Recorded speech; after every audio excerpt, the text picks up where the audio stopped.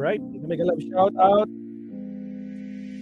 Good morning mga kakabsat. Nako po, eto na naman mga kakabsat, mababasag na naman ng mga ka-fake newsan ng mga garapata, no? Especially itong mga nangyayari sa Katacloban ngayon, no? Itong mga garapatang didis, kung ano-ano na naman ang pinagsasabi lalo na kay Senator Kiko Pangilinan. So, pakinggan natin, wala nang paligoy-ligoy pa.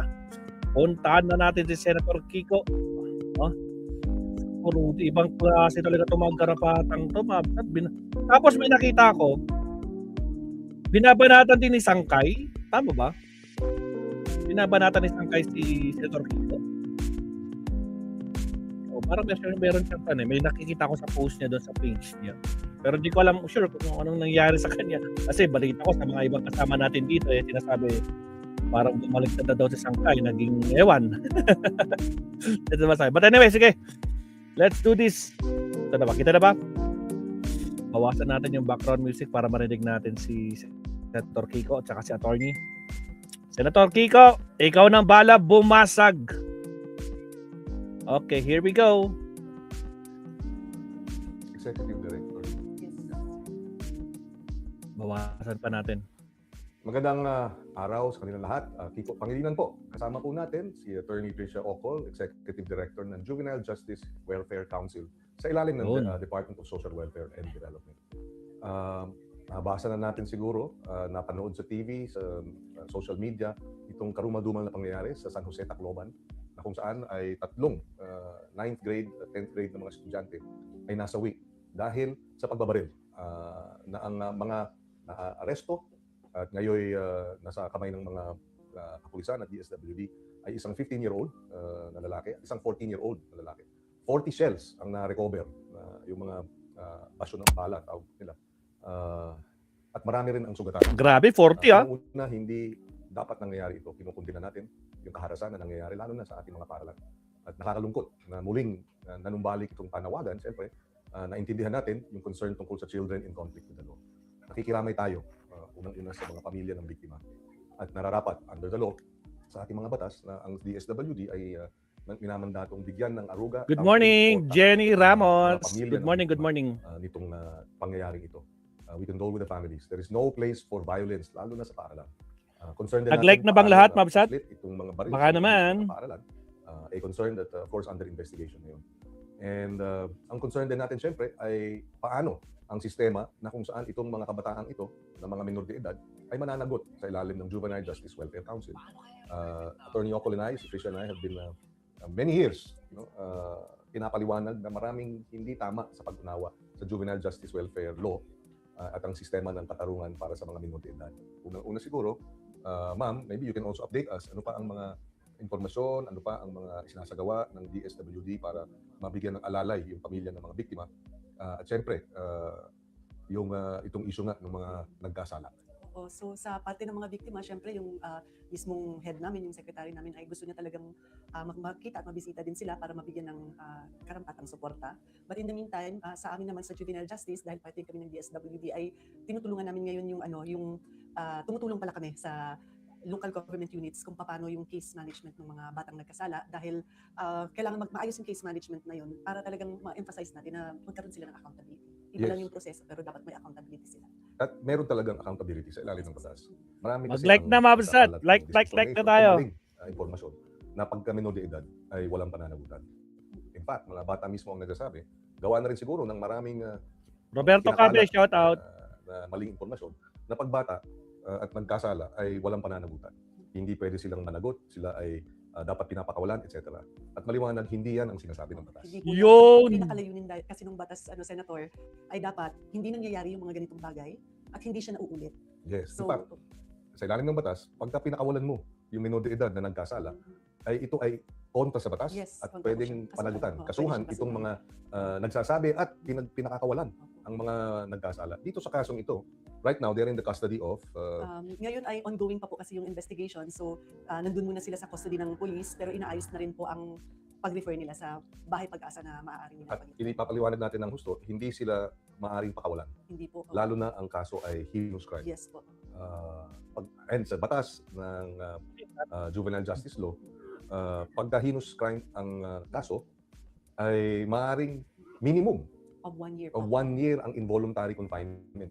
Ibig sabihin nun, hindi papakawalan Tatanggalin po yung kalayaan nila Tatanggalin ang korte. kalayaan ng Ng korte, estado.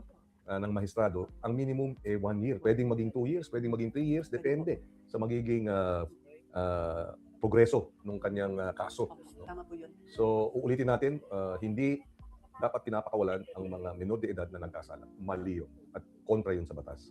Ang pangalawa, pagka minor de edad, hindi daw 15 anyos pataas, ay walang criminal liability. Meron Hindi po. rin yan tama. Opo, opo. Ang ano kasi ngayon, parang sinasabi nila dapat above 15, below 18 with discernment. Yes. So conditional siya na criminal liability. Pero ang napapansin namin, base sa mga interviews namin at mga research, usually pag above 15 na, meron na po talaga siyang discernment. So exceptional po yun na walang discernment ang above 15. So usually, meron po talagang kaso ang mga above 15. In fact, in many cases in the last 3-4 years, below 18, above 15, nasentensyahan ng guilty Yes at po. at naparusahan at ngayon mga nakakulong. Yes po, meron pong mga instances na ganun.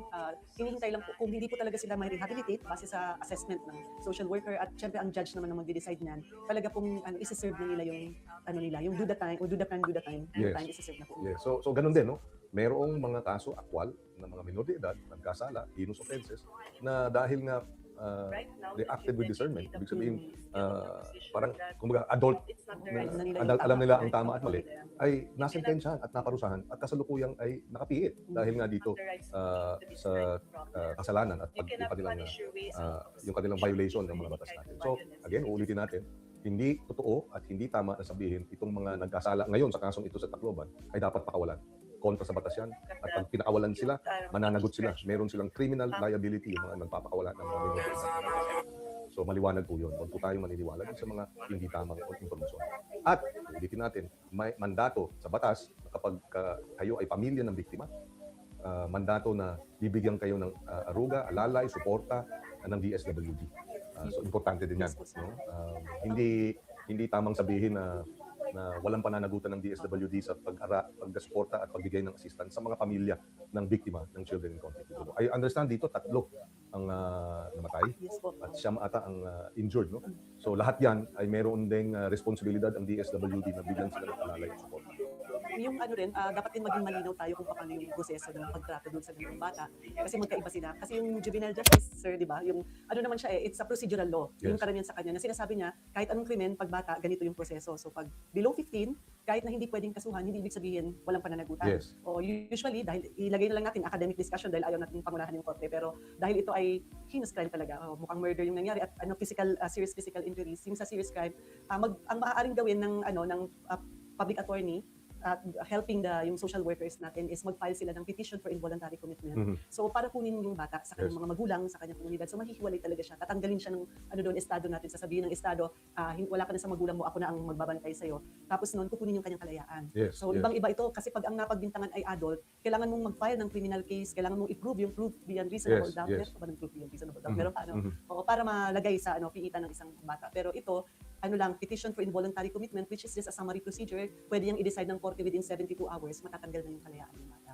So, at ano yung accountability niya dito pag ganito?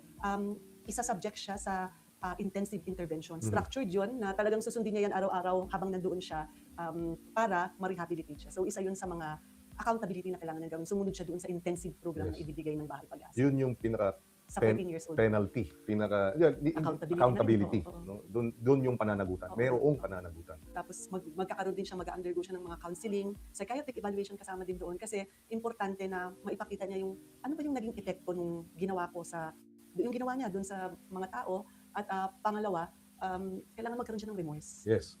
Yung pagkilala ng kakulangan o siya'y nagkasala. Na siya nagkasala. And then, yung isa pang usapin siguro is dapat din ipaliwanag sa ilalim ng batas, di ba? Yes, Na pag napatunayan nagkulang ang mga magulang sa sabi natin naging pabaya, yes. meron din pananagutan. Meron din sir, civil. Civil. At minsan pag talagang grabe yung neglect o talagang tinuruan nila hindi dito sa hindi sa kasang ito, pero in general, kung nakitang tinuruan nila yung bata na gumawa ng krimen, pwede ring kriminal. Yes, In fact, pwede ring natatry din siguro yung RA 7610, yung Special Protection for Children Against Exploitation, Discrimination, and Child Abuse. abuse, oo. Oo, na meron nga doong kriminal na kaso pag masyado mong na-neglect yung bata. So, maaaring tingnan natin, ano bang klaseng neglect yung ginawa na napush yung bata na gumawa ng krimen, maaari din silang kasuhan doon. Kaya nga yung mga magulang, hindi lamang hindi totoo na walang pananagutan ang mga bata. Hindi totoong dapat silang pakawalan.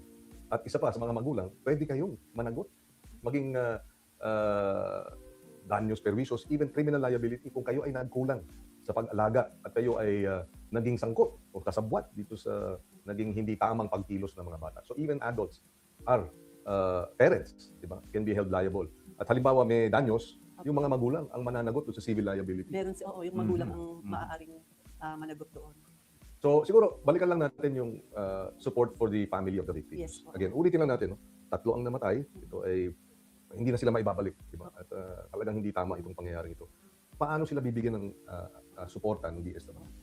O syempre yung parte ng DSWD, so pwede naman silang tulungan halimbawa. Marami kasing Yes. actually hindi lang dapat DSWD, dapat talaga siyang it's a whole of nation Yes, approach na iba-ibang ahensya ang dapat tumulong sa kanila. Nandyan yung psychosocial support para sa kanila. Kung kailangan nila ng mga trauma-informed care, pwede ring i-provide ng libre. Sana makatulong din yung DOH pagdating dito, yung sa halimbawa sa psychologist or psychiatrist na makakatulong sa kanilang mental health. Kasi karamihan dyan ay talagang naka-experience ng trauma. Oo. Yes. Tapos yung iba kung merong economic na kailangan i-provide na support, pwede rin yun. Hindi ko na masyadong inaano sen kasi ayoko Yes, i-commit of yung bawat course, of course. agency. Oo, Pero oo. yun yung generally na mabibigay. Pero ang sinabi mo, Kasama rin yung LGU. Yes. Forefront natin yung LGU sila dyan ang frontliners. Yes po, sila po yung frontliners. Sana po may ma-assign po na social workers doon sa mga victims dahil kailangan po ng assistance. Yung social workers kasi ang makapag-determine kung ano yung needs Yes. ng mga victims at saka ng mga survivors natin. At saka, sabi nga ninyo, and we'll follow that up siguro with the Office of the Secretary, that nabanggit na nga ni Secretary Rex na Oo. gusto niyang makaharap Oo, ang mga pamilya Yes, ng opo. biktima at malaman anong mga tulong at Opo. suporta ang maaaring Opo. maibigay. Mahalaga yun, no? Dahil siyempre, yun naman dapat ang tungkulin ng gobyerno, di ba? Mhm. Sa ganitong, ang isa pang concern is yung DepEd, no? Isa pa yun, oo. Isa Di ba? yun. Sila rin ay isa sa mga dapat nagbibigay ng counseling, nagbibigay ng suporta sa mga estudyante nila na na-traumatize. No? Yung mga hindi nga sila nasaktan, hindi nga nasawi, hindi nga sila binawian ng buhay, pero yung trauma nung naranasan nila, Yes po, sir. yun maaring ding, di ba, maging masama ang magiging overall effect na kailangan din ng counseling and trauma processing ng trauma. Actually, sir, ang DepEd natin, nag-issue na yan ng order sa mga schools na mag-establish, based RA 9344, na mag-establish yung tinatawag nating Child Protection Committee sa Mhm. bawat schools dahil yun ang nag-a-assist. Lalo na halimbawa dito sa kasong ito na nagkaroon ng violence, sila yung dapat nagpo-provide ng mga immediate security and safety measures sa school. Sila yung mag-ensure na yung mga psychosocial support and needs ng mga learners natin ay nandoon. Sila yung magre-refer. Well, dito sa case na ito, tapos na magre-refer sa mga CICL sa ahensya kung saan sila dapat i-refer. Mhm. Pwedeng sa barangay. Actually, pwede rin silang mag-report sa police. Pero, at sila dapat ang mag-ensure na yung mga learners natin, halimbawa dito ay traumatized yung mga bata. Baka yung iba sa kanila hindi yan makakabalik agad sa school Mhm. dahil sa takot. Pero dapat ma-ensure na yung access nila to education, tuloy-tuloy pa rin yung kanilang access at tuloy-tuloy pa rin yung edukasyon nila. I think outside of, or although related no, dito sa pangyayaring ito, is yung continuing concern sa mental health. Isa pa yun, sir. Di ba, ng Oo, ating oo. mga school children. Oo. In fact, ang balita or information, yung bullying daw ang isa sa posibleng naging dahilan. Di pa natin alam yung Hindi pa po. Ongoing pa po ongoing yung pa investigation.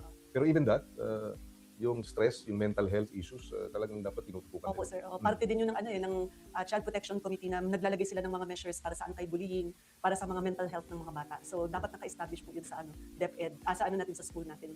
Matagal na po yun na Yes, na tama. order. Oo. So, I guess, moving forward, kailangan pa rin na mapalakas pa, di ba? At mabigyan pa ng dagdag na suporta ang DSWD dito sa usapin nga nung pagpapatupad Opo. nung programa ng Juvenile Justice Welfare. At siyempre, itong mental health and stress, it's actually, tama po kayo, no? Tama kayo, Attorney Tricia. Hindi lamang DSWD dito. DepEd, DSWD, LGU, LGUs. PNP, Opo, kasama din yun. kasama lahat yan no? Para matugunan itong problema ng violence sa mga paaralan natin. Siguro kailangan din nating tanungin kasi may mga panawagan na ibaba na ang age of criminal liability to 10 years old. Pinapanawagan ni Robin Padilla. Yun din ang concern natin. Kumbaga, unang-una, ano ba yung child in conflict with the law? Usually, ang kanyang sitwasyon ay galing, yung norm, di ba? Opo. Yung profile ay broken home. Oo, parati yung may reflection sa Diba? family talaga. At yung komunidad, kung nasaan siya Yes, lumaki. di ba ang ating saligang batas, kinikilala ang family, ang pamilya bilang a basic di ba, social unit na kinakailangan protektahan. Bakit? Kasi nga pag broken home, unfortunately may mga issue yan na apektado yung mental and emotional well-being ng bata. So yun ang isa galing sa broken family. Pangalawa, mahirap galing sa impoverished families. Kaya nga pag sinabi mong children in conflict with the law, pinabayaan ng mga magulang, pinabayaan, di ba, hindi sila nabigyan ng sapat na suporta. Tapos walang trabaho, mahirap, mataas ang presyo ng bilihin, gutom. Tapos, pero ang paparusahan mo yung 10 years old. Masyadong ano yun. Parang, di ba, kaya nga siya naghirap, kaya nga siya, dahil broken family. Kumbaga, iba-ibang mga dahilan, kaya siya naging pariwara, pero siya ang paparusahan. Parang, at 10 years old, grade 3. Ang sa akin, sabi ko nga noon, rather than amend the law, is to strengthen, di ba, the enforcement of the law. At kasama dyan, ma'am, sa inyo na rin dapat siguro ang pangunahing challenge. Paano natin, di ba, yung disinformation, di ba? Yung marami ang ayaw nitong batas na ito, pero ang basihan ng kanilang posisyon ay kasi pinapakawalan ng bata. Walang kasalanan, kahit na nagkasala, hindi pwedeng parusahan, which is not right. Diba? Ito nga yung sinasabi ko, Senator. Paulit-ulit ko itong sinasabi. I'm pretty sure yung mga sumusunod dito sa issue na to, naririnig din na paulit-ulit. Part of the solution is knowing the right problem. Yes. Ina-attribute kasi natin na yung cause kung bakit nagkaroon ng krimen yung bata ay dahil sa minimum age. Yes. Dapat hindi ganun yung pagtingin natin kasi ang causes talaga yung drivers ng violence, hindi yung dahil alam ng bata yung batas. Kasi marami namang bata na alam nila ito, pero hindi naman nila naisip, ay mababa yung edad, papatay ako ng tao ngayon. Hindi ganun. Usually, ang nagtutulak sa kanila, yun na, yung kung dysfunctionality ng kung saan sila nakatira, yung peer pressure, paano sila pinalaki, yung talagang environment nila, malaking poverty, although hindi naman lahat talaga ng mahihirap ay nagkukumit kasi sa malaki talaga sir yung pamilya. Malaki yung ng pamilya at ng komunidad. So, yung support system. Yung support system niya. So yun dapat yun yung titingnan natin kasi kung doon lang tayo parating sasabihin natin, dahil ang naman natin, public safety, di ba? Kailangan maging safe tayo lahat. Tapos sasabihin lang natin, pababain natin yung minimum age, hindi pa rin natin masasagot yung totoong problema. Meron pa rin papatay at papatay pag gano'n. Nakita naman natin yun sa US, ito, school shooting yung nangyari dito. Nagulantang ang buong bayan dahil bago lang ito. Sa US, marami doong states na mabababang edad. In fact, may iba doon 10 years old. Yung iba naman, pag hinus yung crime, pwede silang kasuhan like an adult. Yes. Pero hindi yung naging prevention para walang school shooting dun sa lugar. So meron pa rin talaga mga bata na nagkukumit ng heinous crime kahit napaka-strict ng batas nila. So talagang dapat, kahit okay lang na i-discuss natin yung minimum age kasi okay naman na magdebate dun sir, di ba? Hindi naman siya yung tipong sarado na yung isip natin. Pero sana tingnan din natin talaga yung real causes kung bakit nila ginagawa ito. Kasi it's not about the minimum age. Yes. And sabi ko nga, grade 3. Grade 3, diba? At gaya ng nabanggit ninyo, yung datos ay nagpapatunay din na most cases na basta beyond 15 years old, may discernment na. Which means mayroong potential na criminal case na pwede sa kanilang isampa dahil nga may discernment. So the law is recognizes na kahit na below 18, may discernment. Kaya dapat, kung may discernment, should be tried as an adult, mayroong criminal liability. Kaya rin siguro natin dinidiscuss yung minimum age of criminal liability ngayon dahil napaka-unusual nitong kasong ito. Yes. Kaya nagulantang talaga yung buong Pilipinas dahil hindi siya yung normal na ginagawa ng bata. Hindi ito pangkaraniwan. Hindi siya pangkaraniwan. Pero yung batas kasi, ang tinututukan niya talaga yung pangmaranihan, hindi yung mga exceptions.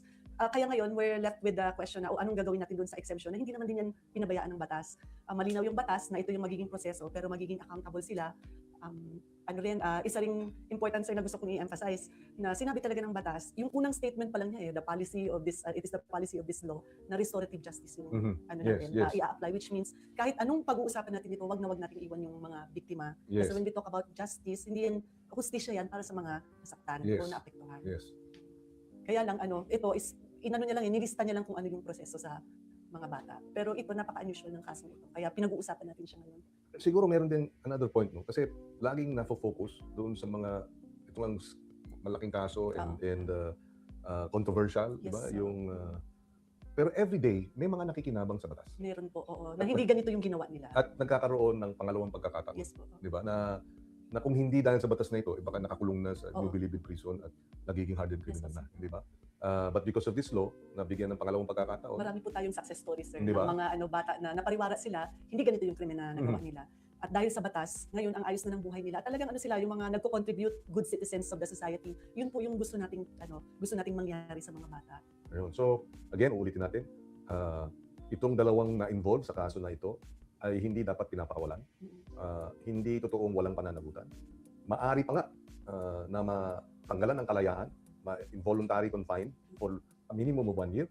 At doon naman sa may edad na lampas 15 anyos o 15 and above, kung alam na niya ang tama at mali, pwede siyang sampahan ng criminal case. O murder yan, o homicide yan, mananagot kahit na above 15 years old kung alam niya ang malalaman na alam na niya yung tama at mali. So there is accountability. Merong pananagutan. At kung sino man ang nagsasabing kasi pakakawalan sila, yung mga magpapakawalan ng batang nagkasala, merong criminal liability rin. May pananagutan din. That is in violation of the law. The law does not allow for children in conflict with the law involving heinous offenses to be freed, di ba? To go scot-free, napakawalan kasi nga bata sila. Mali yun. Maling-mali. At sana magkaroon ng hustisya, mabigyan talaga ng suporta ang mga pamilya ng biktima, nakikiramay tayo.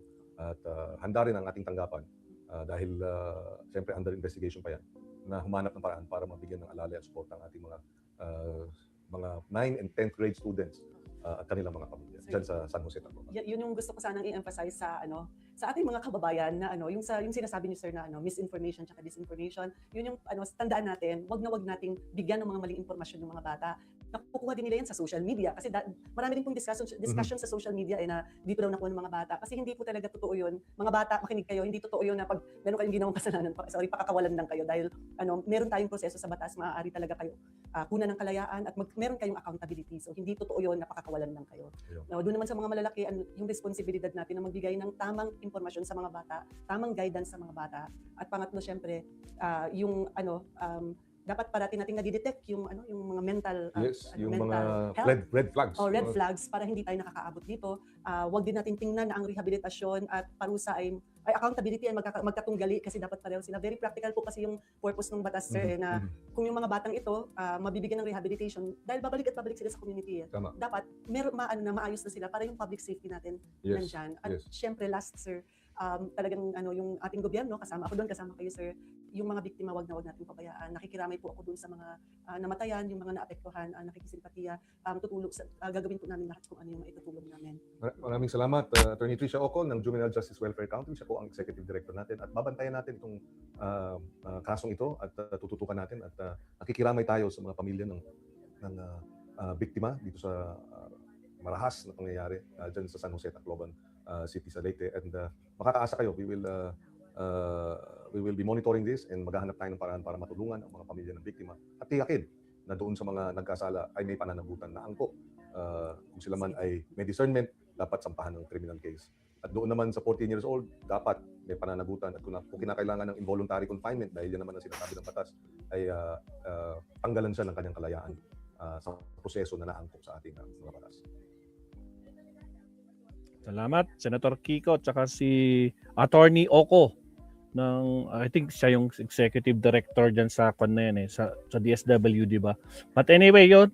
So, yan yung latest update, Mabsat, dito no, na talagang pinapakalat kasi ng mga garapatang DDS, mga kakabsat na to, kasalanan mo yan, Kiko Pangilinan gusto yan ng gusto mo. Ngayon, ano kayo ngayon? So, plak kayo, alak kayo ng kamote Shout out, Maki Kwan, Sir Leonardo Ansag, sa mga bagong pasok, Yuki Sawaki, Jenny Ramos, Roberto Cabe, at saka sa lahat po, maraming salamat. Okay, tuloy natin itong juvenile case, pero kay Senate President tayo, meron siyang sinasabi.